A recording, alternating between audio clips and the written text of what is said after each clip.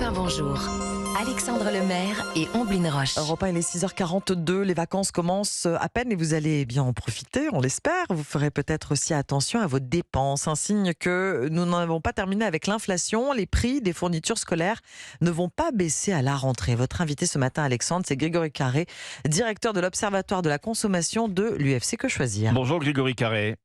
Bonjour. Le coût moyen de la rentrée scolaire 2022, c'était 208 €, plus 4% par rapport à l'année précédente. Est-ce qu'on continue sur la même lancée cette année ?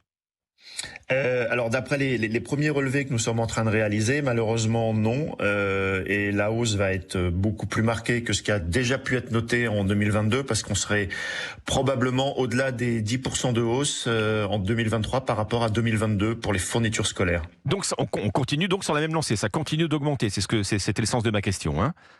Oui, alors là on parle de effectivement ça continue d'augmenter, et même sur les autres produits. De toute façon, on est en train de constater une pause, une très légère diminution, un reflux, mais qui reste quand même assez imperceptible pour la plupart des consommateurs. Les prix des fournitures, ils ont été négociés en grande partie l'année dernière, en fait, par la grande distribution. Ça veut dire en pleine envolée des prix de l'énergie et du papier. Ça veut dire aussi que les prix des fournitures, cette année, ils découlent des conditions très inflationnistes de l'année dernière, en fait. Alors le papier, lui, effectivement, est une des matières premières qui a le plus subi la forte hausse. Nous qui vendons un magazine, on a payé pour le voir aussi. Vous êtes bien placé. Oui. Mais il y a effectivement l'ensemble là des fournitures scolaires dans ce qu'on a pu relever. Alors on n'a pas fait un relevé extrêmement fourni parce qu'on a discuté ensemble juste hier, mais sur une quarantaine de produits qu'on a pu constater, on est à 11% de hausse. Et c'est en fait l'ensemble du cartable qui a été concerné, l'ensemble des produits. Donc pas seulement ceux qui sont avec des fortes matières premières comme le papier, mais d'autres aussi qui ont été concernés. Et c'est-à-dire le contenu de la trousse, par exemple, les stylos, les ciseaux, tout augmente.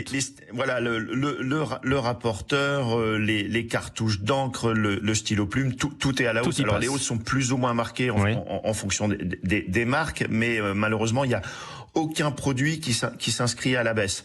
Alors les prix généralement dans la grande distribution sont plutôt négociés, en tout cas pour les denrées alimentaires en mars, mais c'est vrai que sur les denrées des fournitures scolaires, ce sont des produits qui se négocient très longtemps à l'avance.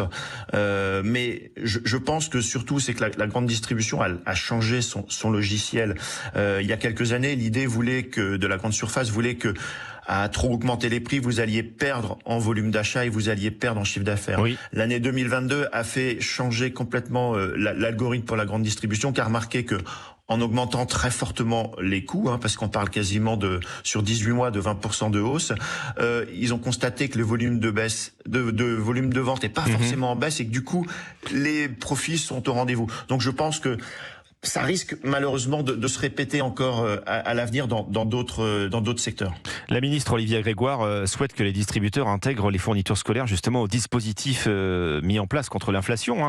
On voit que ça s'est pas fait tout seul déjà pour l'alimentaire. Est-ce qu'on en prend le chemin pour les fournitures scolaires ?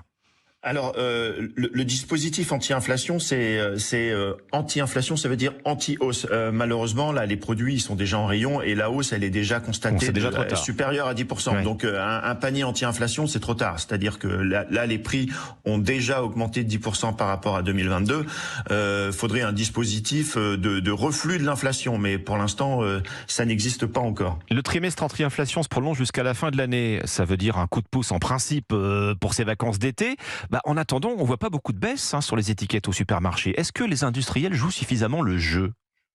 Alors, c'est pas tellement malheureusement le dispositif anti-inflation qui va faire modifier la courbe des prix. Ça va être plutôt la stratégie de la grande distribution.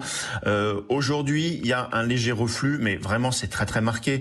Si on prend les comparaisons des prix sur un an et demi, un produit qui coûtait 1 €, vous l'achetez aujourd'hui 1,25 €. Il y a un mois, vous l'achetiez 1,26 €. Donc, vous voyez, le reflux, il est quand même assez ténue. C'est pas du tout le trimestre anti-inflation malheureusement qui porte ses fruits. C'est que là on est à un tel niveau de prix que les consommateurs n'arrivent plus à suivre. L'autre quand même enseignement, c'est que cette hausse de prix est assez décorrélée de l'évolution des prix des matières premières. En 2022, c'est vrai qu'on a eu tendance un peu à accepter toutes ces hausses de prix en se disant que c'était lié à une augmentation des cours des matières premières. Malheureusement, il y a de plus en plus d'études qui nous expliquent que c'est pas vraiment ce qui s'est passé et que c'est plutôt la création de profits des industriels et de la grande distribution qui est derrière cette hausse des prix. Donc voilà, on a payé très cher. Maintenant, on aimerait en revanche retrouver des niveaux de prix plutôt dans la norme. Effectivement, parce qu'en tout cas jusqu'ici, si on économise à la caisse, ça se compte, je crois, en centimes, en pièces jaunes pour l'instant. Merci Grégory Carret, directeur de l'Observatoire de la consommation de l'UFC-Que Choisir. Merci à vous.